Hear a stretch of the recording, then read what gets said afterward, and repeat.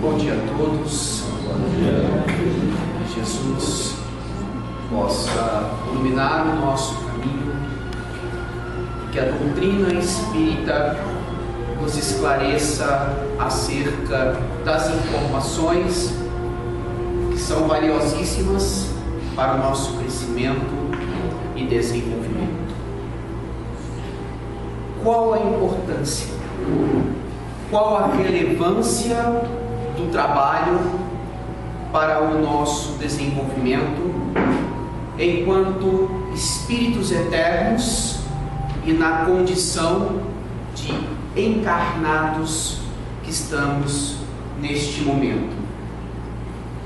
Subia Jesus para Jerusalém e num determinado ponto chamado a Porta das Ovelhas, Jesus se direciona para o local que de 5 corredores desembocava numa piscina, na época denominada o Tanque de Betesda, cujo significado em hebreu quer dizer o local de misericórdia. Jesus passou o olhar pelas pessoas que ali estavam e lhe chamou a atenção um homem que jazia naquele local há 38 anos, um paralítico, e estava ali por um motivo.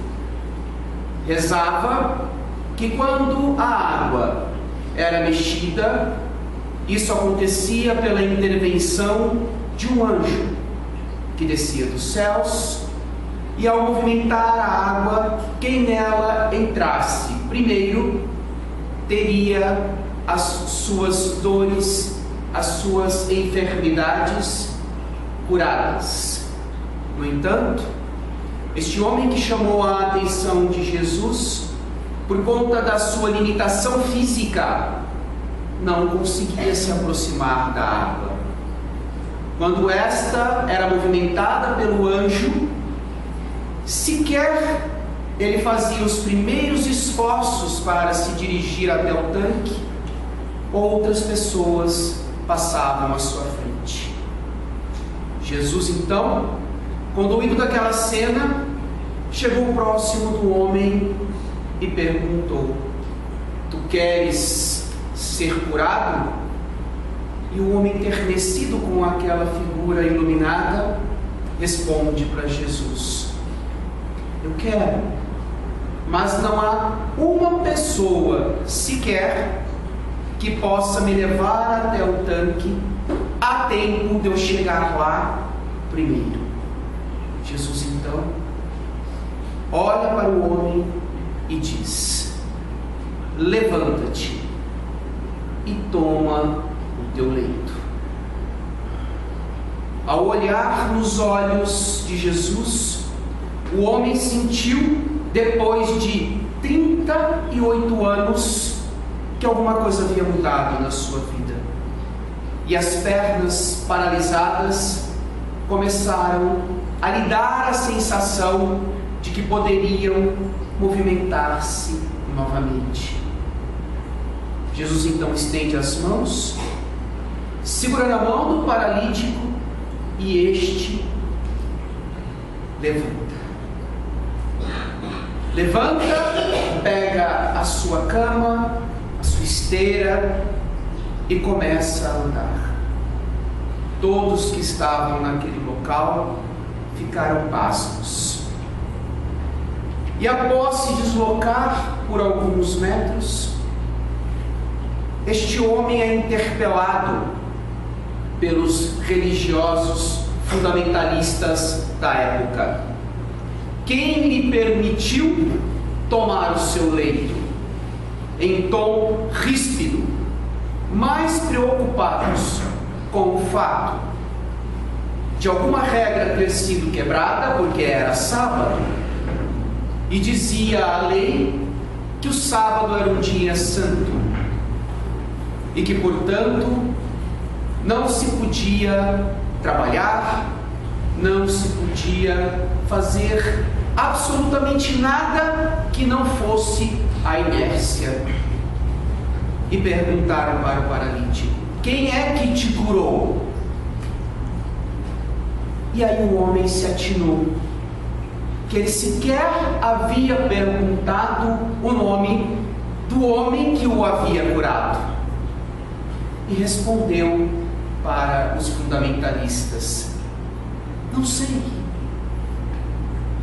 Eu não perguntei o nome dele. Mas o que ele te disse? E responde o paralítico: para que eu tomasse o meu leito e andasse. Furiosos, os fariseus procuravam encontrar quem era aquele homem que havia trabalhado num dia santo.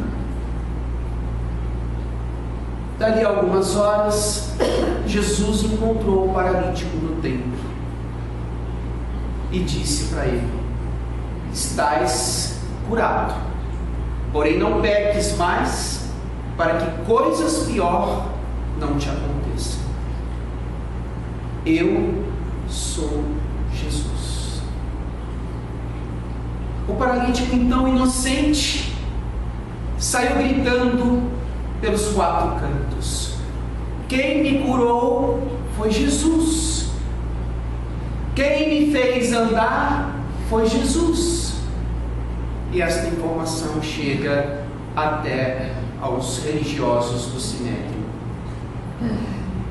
E eles então, já tendo de antemão a informação de quem havia curado o paralítico no sábado, foram até Jesus e o interpelaram: por que é que quebrastes uma regra e curastes o paralítico em pleno sábado? Uma nota: ao invés de se preocuparem com o milagre que havia acontecido, se preocuparam com a regra que havia sido quebrada. Jesus então dá uma resposta fantástica, como são todas as suas respostas. Se o meu Pai trabalha até hoje, desde os primórdios, quem sou eu para não trabalhar? E assim, meus irmãos, nós temos uma passagem que nos mostra o valor do trabalho em nossas vidas. Aprofundando um pouco mais o significado do trabalho dentro das leituras sagradas, vamos observar que ao analisarmos o Antigo, o Velho e o Novo Testamento, a palavra trabalho aparece em torno de 152 vezes. E a palavra descanso aparece apenas uma vez. E quando ela aparece, está associada ao descanso do trabalho, portanto vinculada também à palavra trabalho. Dentro da doutrina espírita, observamos na questão 674 do Livro dos Espíritos que Kardec, ao interpelar as entidades a respeito do trabalho, lhe foi dito como resposta que o mesmo faz parte de uma lei natural. Enquanto lei natural, se for derrogada, estará indo contra as leis do Pai Celestial. Voltando à passagem de Jesus no tanque de Betesda, quando os religiosos fundamentalistas do Sinédrio quiseram argumentar com o mestre que ele não deveria ter feito o milagre que fez em pleno sábado, eles estavam de alguma forma indo contra a uma lei natural. E Jesus, para atestar que a lei do trabalho é uma lei promulgada por Deus, fala que se o Pai trabalha até hoje, desde os primórdios, o que é que ele não deveria trabalhar?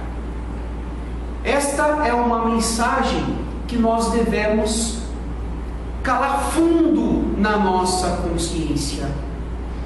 Porque mais à frente, ainda no livro dos Espíritos, há uma argumentação não específica em uma das questões, mas implícita em todas elas, que advém da pergunta: por que Deus quer que trabalhemos? Observem a resposta.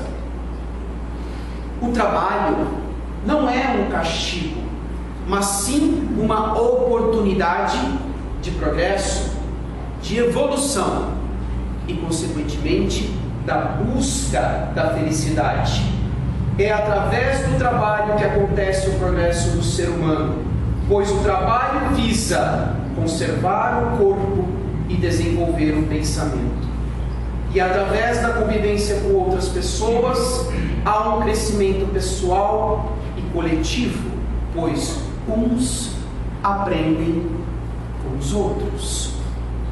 Quantas vezes nós mesmos, ao levantarmos, olhamos no espelho e dizemos para aquela pessoa ao qual nós estamos vendo o reflexo: meu Deus, se pudesse, eu não ia trabalhar hoje.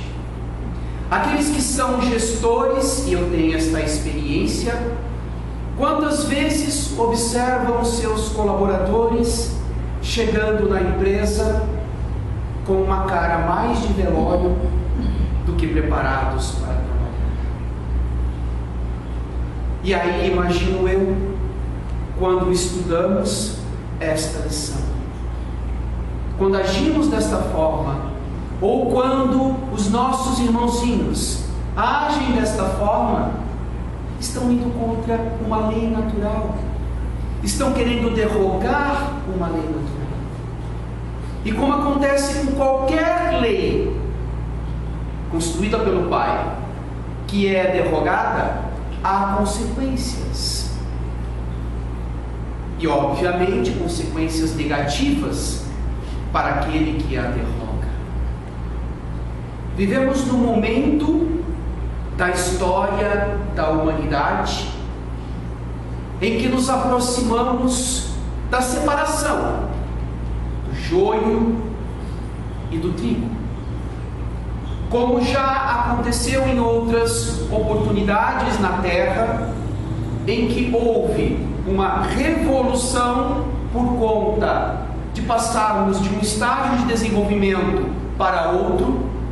Neste momento vivenciamos uma história que mostra que sairemos de uma capacidade de lidarmos com os problemas, de lidarmos com as pessoas, para outra de melhor aquisição. Vivemos um momento em que as guerras parecem iminentes novamente. Vivemos um momento em que as selfies são mais importantes do que a convivência, a tal ponto que, se um irmão está em dificuldade ao meu lado, é bem capaz de dar um pão e ainda postar, olhando para a câmera, que estou dando pão para aquele irmão, só para que todos observem nas minhas redes sociais. Isso não é trabalho, porque Jesus, quando curou o paralítico em Betesda, sequer disse para ele: meu irmão, eu sou Jesus, você está curado. Não, ele não fez isso. Ele curou de tal forma que, quando o paralítico foi argumentado pelo Sinédrio qual era o nome de quem o havia curado, ele não sabia, porque Jesus não disse. Então, meus irmãos, a lei do trabalho, diante da doutrina espírita, talvez seja a lei dos meios que proporciona os fins, que é o nosso crescimento e o nosso desenvolvimento, mais valiosa para este planeta. Avançando um pouco mais, quando Kardec, na questão 683, pergunta para os espíritos: mas qual é o limite do trabalho? São 6 horas? 4 horas? 8 horas? 10 horas? A espiritualidade não responde de maneira específica a quantidade de horas. Sabe como é? Se respondessem 4 horas, obviamente que o homem se limitaria a essa quantidade de tempo. Se respondesse 24 horas, é óbvio que o homem não teria o discernimento de saber que o descanso é necessário. Mas a resposta cala no fundo da nossa alma. O limite do trabalho é o limite das nossas forças. Leia-se tanto do ponto de vista físico quanto do ponto de vista mental. Se eu trabalhei 10 horas, mas percebo que ainda consigo produzir com qualidade mais 2 horas, o limite então das minhas forças é de 12 horas. E amanhã posso estar mais cansado de tal forma que o limite das minhas forças seja 6 horas de trabalho. É sabido que as grandes biografias da humanidade, de alguma forma, não se sabe como cientificamente falando, mas de alguma forma tem a capacidade de trabalhar uma quantidade de horas absurda, sem com isso atrapalhar a sua saúde física ou mental. Me ocorre agora uma passagem do nosso querido Divaldo, quando ele, questionado pela sua mentora espiritual, Joana de Ângeles, se ele poderia ajudar a um irmãozinho que iria se manifestar e, por intermédio da sua mediunidade, escrever um livro. Divaldo já tinha muitos afazeres na mansão do caminho. Trabalhava 12 horas por dia. E aí ele pergunta para Joana de Ângeles: mas irmã, que horas que eu vou fazer isso? Se eu tenho todos esses afazeres? Joana então olha para ele e diz: fica tranquilo, que enquanto você estiver escrevendo, você estará mediunizado, e ao mesmo tempo que você trabalha, você descansa. E então Divaldo, durante um determinado período de tempo, dedicava-se de madrugada a ceder o seu vaso físico para este irmão, que escreveu por intermédio da psicografia do Divaldo. E o Divaldo relata então que durante este período ele não dormia mais do que 4 horas por dia. Mas as 4 horas eram tão revigorantes, mas tão revigorantes, que ele, quando acordava, se sentia energizado como nunca. Quando acabou de escrever o livro, que ele não precisava mais dormir 4 horas por dia, ele tinha um tempo maior para dormir, ele passou a ter insônia. Aí ele chama Joana de Ângeles e diz assim: minha irmã, eu preciso trabalhar mais, porque eu percebi que quando eu trabalho mais, eu descanso melhor. E assim foi feito de lá para cá e nunca mais parou. Qual o limite do trabalho para o nosso ambiente profissional? Qual o limite do trabalho dentro da casa espírita? Qual o limite do trabalho para o nosso papel de pais? Qual o limite do trabalho para ajudarmos aos outros? É o limite de nossas forças.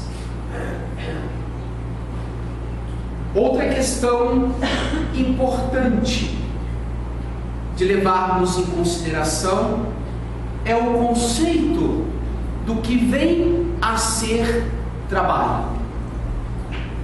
Se eu escrevo um artigo e posto na rede social, e este artigo tem uma relevância do ponto de vista intelectual, do ponto de vista moral, para aquele que vai ler, isto é trabalho?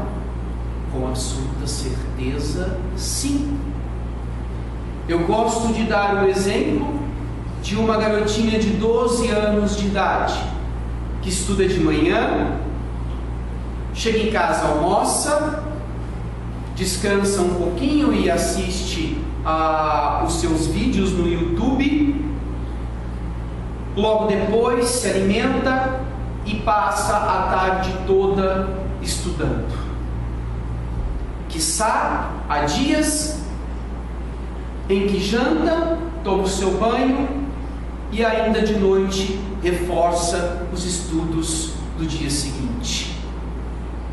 Será que essa garotinha não está trabalhando também? Obviamente que sim. O trabalho nos permite desenvolver a moralidade, a intelectualidade e também movimentar essa massa corpórea. Então, toda possibilidade que temos de desenvolvimento, seja individual ou coletivo, de tal forma que siga a premissa de que este trabalho não está fazendo mal a mim mesmo ou àqueles com os quais eu convivo, este é um trabalho digno. Não importa se é intelectual, não importa se é moral, o ideal, obviamente, é que ele nos dê a oportunidade não só de nos desenvolvermos do ponto de vista individual, mas também de possibilitarmos o desenvolvimento coletivo das pessoas que podem, por intermédio do nosso trabalho, também se desenvolver. De todos os trabalhos, qual é o mais difícil? Dar o pão para saciar a fome daquele que não tem condições de comprar o seu alimento, comprar o remédio para aquele que não tem condições de, através do suor do seu esforço, abastecer o seu corpo com um medicamento imprescindível. Todas estas formas de trabalho são louváveis e fundamentais. No entanto, se pudermos determinar qual é o trabalho mais difícil, aquele que demanda mais esforço de cada um de nós, indubitavelmente é o trabalho da reforma íntima. O trabalho que eu faço com as minhas próprias mazelas, de tal forma que hoje eu seja melhor que ontem e amanhã eu seja melhor que hoje. E todos nós que vivenciamos o seio da doutrina espírita, sabemos da dificuldade que é sairmos de uma palestra como esta, que nos elucida informações e nos remete a refletirmos sobre o que precisamos melhorar em nós mesmos. Todos nós sabemos o quanto é difícil pisarmos desta porta para fora e colocarmos estes ensinamentos em prática. Este é o trabalho mais difícil, o de sermos espíritos melhores quando sairmos desta jornada do que quando entramos. E isto remete a sermos melhores filhos, sermos melhores pais, sermos melhores avós, sermos melhores patrões, chefes, gestores, sermos melhores funcionários, colaboradores, sermos melhores amigos, sermos melhores cônjuges. Olha como é difícil. E aquele que é mais, entre aspas, bonzinho dentro do centro, mas mostra as suas garras dentro de casa, não está fazendo a lição de casa. Aquele que é melhor no seu âmbito de trabalho, mas dentro do centro espírita, no momento do chazinho, fala da roupa que o colega está utilizando dentro do salão, não está fazendo a sua lição de casa. Portanto, o trabalho mais difícil é o trabalho da reforma íntima. E a responsabilidade daquele que fala e não cumpre é ainda maior. Me coloco na condição de palestrante, me coloco na condição de pai, me coloco na condição de gestor, e aí advém a bênção da doutrina espírita, a de mexer com a nossa consciência de tal forma que quando nós nos pegamos, que não são poucas as vezes, fazendo algo que não corresponde ao que falamos, o quanto que isso cala fundo na nossa alma. Reflitamos então, o trabalho mais difícil de todos é o trabalho da reforma íntima. A psicologia moderna nos mostra hoje dois conceitos que são muito importantes para entendermos como o trabalho é importante para o nosso desenvolvimento espiritual. São os conceitos de desculpability e o conceito de accountability. O que vem a ser o conceito de desculpability? Quando Jesus vai ao Monte das Oliveiras e pede para que Pedro e os dois filhos de Zebedeu se recostem para descansar numa pedra enquanto ele vai fazer a sua oração, já antevendo todas as mazelas que iriam acontecer com ele, ele pede: vigiai e orai. E a sua solicitação é porque Jesus naquele momento estava muito angustiado e precisava da ajuda dos seus discípulos. E o que eles fizeram? Dormiram. Naquele momento, eles direcionaram as suas atitudes para um conceito de desculpability. Dormiu por quê? Porque estou cansado. Mas meu irmão, à sua frente está o Messias, o divino Rabi da Galileia, aquele que veio para mudar a história da humanidade de tal forma que ela foi dividida em duas, antes e depois dele.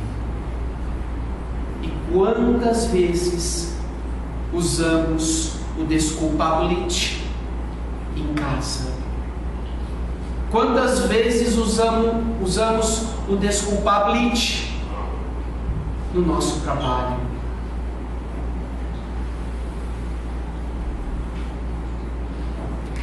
tem uma passagem contada por Divaldo Pereira Franco, que ocorreu numa cidadezinha nos Estados Unidos, que tem a ver com uma mãe que estava com o seu filho no leito de morte, no setor de oncologia de um hospital.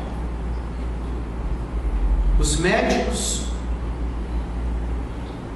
findado os últimos exames clínicos, disseram para a mãezinha: mãe, seu filho, que à época estava com 9 anos de idade, tem mais apenas 2 dias de vida. Faça tudo o que a senhora puder fazer.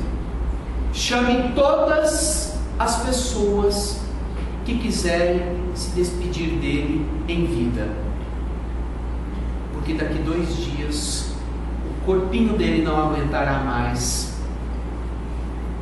a neoplasia que o come por dentro. A mãe, em prantos, ficou pensativa: o que é que eu posso fazer, meu Deus? E ela lembrou que um dos maiores sonhos daquele garoto era se tornar um bombeiro. Ela foi até o quartel da cidade, pediu para conversar com o comandante e disse para o comandante: a minha situação é essa, meu filhinho está com câncer, tem mais 2 dias de vida, eu gostaria muito de atender ao desejo dele. Ele queria se tornar um bombeiro. O senhor poderia ir conversar com ele de farda, só para ele sentir o que é estar próximo de um bombeiro? E o comandante disse: faço mais. Ao invés de ir sozinho, vou com os meus soldados. E a mãe pergunta, já receosa da resposta: quando o senhor pode ir? E ele responde: quando a senhora quer que eu vá? A mãezinha então deixa cair uma lágrima e diz: ele tem mais 2 dias de vida. E o comandante: portanto, irei hoje. Mas farei mais. O quarto dele, a janela dá para a rua, dá sim, senhor. Então avise ao hospital que eu vou parar o carro do corpo de bombeiros. Vou estender a escada até a janela do quarto dele e entrarei junto com os meus soldados. Mas avise, para que não cause um pandemônio dentro do hospital. Dali a algumas horas, o comandante estaciona na rua que dava para o quarto do garoto. Estende a escada mágica e sobe com os seus soldados. A mãe, segurando a informação, permitiu que isso acontecesse sem que o filho soubesse. O filho olha para a janela e diz: mamãe, deve estar pegando fogo, olha os bombeiros. A mãe sorri e diz: não, filho, eles vieram conversar com você. E ali passaram-se horas de conversa, falando de histórias daqueles homens que salvaram tantas vidas. A mãe olha para o bombeiro que já estava se despedindo do garoto e diz assim: muito obrigado.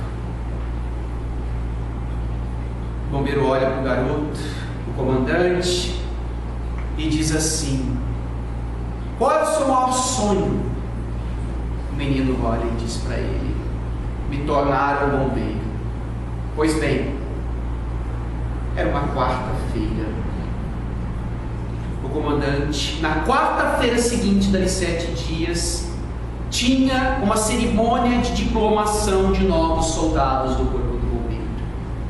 Ele olha para o garoto e diz assim: daqui 7 dias nós teremos a diplomação de novos soldados e eu quero que você esteja lá. A mãe sai correndo do quarto e põe-se a chorar no corredor. O comandante, já pressentindo o porquê que a mãe saiu correndo do quarto e pôs-se a chorar, olhou para o garoto, segurou na mãozinha dele e disse assim: você combina comigo, você assume a responsabilidade de daqui 7 dias estar presente no quartel? O garotinho olha para ele e fala: sim, senhor.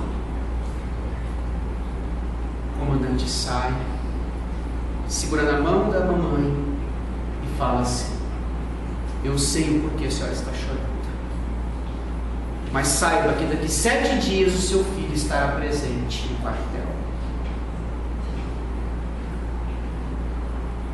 Indo contra qualquer diagnóstico, passa-se 1 dia, 2 dias, 3 dias, e no 7º dia o garotinho estava lá, numa cadeira de rodas, com o soro no seu braço, na fila dos soldados que iriam receber o diploma, prontinho para receber o seu.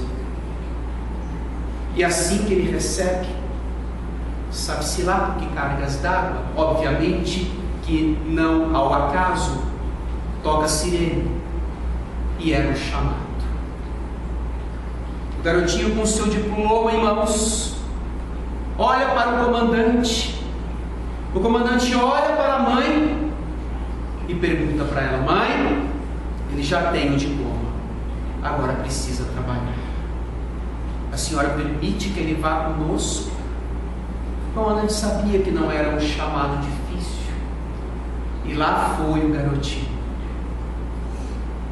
Era um incêndio, um pequeno incêndio. O comandante para o carro, coloca a mangueira no hidrante. Saiu água, porque nos Estados Unidos os hidrantes têm água, né, igual no Brasil. E pede para 2 outros soldados ajudarem o garotinho a segurar a mangueira e apagar o incêndio. O garotinho volta para o hospital com sua mãe e conta a história para o hospital inteiro, de tal forma que pessoas se sentavam próximo ao seu leito para ouvir a missão que ele teve junto com os soldados do corpo de bombeiro. No dia seguinte, a mãe liga para o comandante e diz assim: o senhor não sabe a felicidade que jaz dentro do meu coração e o do meu filho. Quero ligar para dizer 2 coisas. Primeiro, muito obrigado. E segundo, o nosso soldadinho está indo embora. Eu sei que o senhor não pode fazer mais nada, então não poderia deixar de agradecer. O comandante respira profundamente e diz: mas eu ainda não fiz tudo. Quem disse para a senhora que terminou a minha missão com este garoto? Todo soldado que se preza no seu leito de morte deve ouvir a marcha fúnebre em respeito aos seus feitos. E assim, lá foi o comandante com alguns soldados, e no quarto do garoto, através de um instrumento de sopro, ele toca a marcha fúnebre. o garotinho segurando nas mãos de sua mãe, deixa o corpo sorrindo. Essa é uma história com H. É uma história verídica e verdadeira. O comandante poderia ter feito apenas aquilo que a mãe solicitou: ir até o quarto do garoto, subindo pelo elevador e conversado 20, 30 minutos. Mas ele fez mais, e mais, e mais, e mais. Esse comandante utilizou o conceito de accountability, que, resumindo, quer dizer o seguinte: quando me é dada uma responsabilidade, eu faço algo além daquilo que se espera de mim. Independente do credo religioso, me ocorre agora um exemplo do Papa Francisco. De todos os papas até hoje na história da humanidade, Bergoglio foi o único que, ao ir a Israel, fez as suas preces tanto do lado do muro de Israel, do muro das lamentações, quanto do lado da Palestina. Qual é a mensagem que ele passou para a humanidade? O que se espera de mim no papel de Papa? Que eu vá até Israel e faça as preces diante do muro das lamentações. Mas eu vou além. Eu vou fazer além daquilo que se espera da minha responsabilidade. Eu vou dar a volta e vou também fazer as minhas preces do lado da Palestina, porque também são seres humanos e não deixam de ser meus irmãos. Quantos exemplos temos dentro da doutrina espírita? O maior de todos, talvez Chico Xavier, que se esperava dele algo, e quando ele assumia a responsabilidade, ele entregava muito além daquilo que se esperava dele. E qual a relação de tudo isso com o trabalho? Não importa, meus irmãos, se o trabalho é um trabalho voluntariado aqui dentro desta casa abençoada, se é o nosso trabalho como pai, se é o nosso trabalho como profissional, além de nós irmos no limite do nosso esforço, como diz a questão 683 do Livro dos Espíritos, nós temos que fazer além daquilo que se espera de nós. Porque se fizermos apenas aquilo que esperam de nós, o nosso processo evolutivo se dará de tal forma em doses homeopáticas que talvez para subir um degrau na escala evolutiva levaremos milênios e milênios. Que Jesus possa nos acompanhar no dia de hoje, que esta mensagem cale fundo em nossos corações e que tenhamos condições de colocar em prática o conceito de accountability. Porque o maior exemplo de accountability que tivemos na história da humanidade foi Jesus. Que assim seja.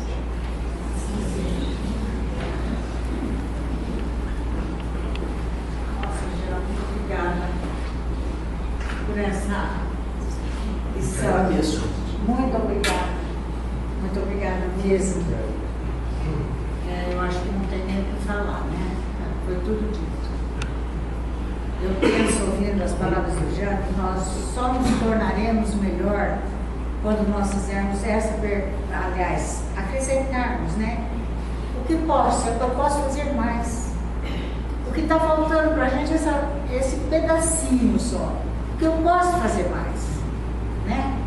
Então vamos arregaçar as mangas e fazer mais no nosso ambiente de trabalho, na nossa casa abençoada, no nosso voluntariado, aos nossos amigos. O que eu posso fazer mais? Fica aí para vocês refletirem sobre o assunto. Vamos agradecer a Deus por todo esse aprendizado. Deus o abençoe muito, já. O nosso Deus. Pai nosso, que estais nos céus, santificado seja o vosso nome. Venha a nós o vosso reino. Seja feita a vossa vontade, assim na terra como nos céus. O pão nosso de cada dia nos dai hoje, e perdoai as nossas dívidas, assim como nós perdoamos os nossos devedores. E não nos deixeis cair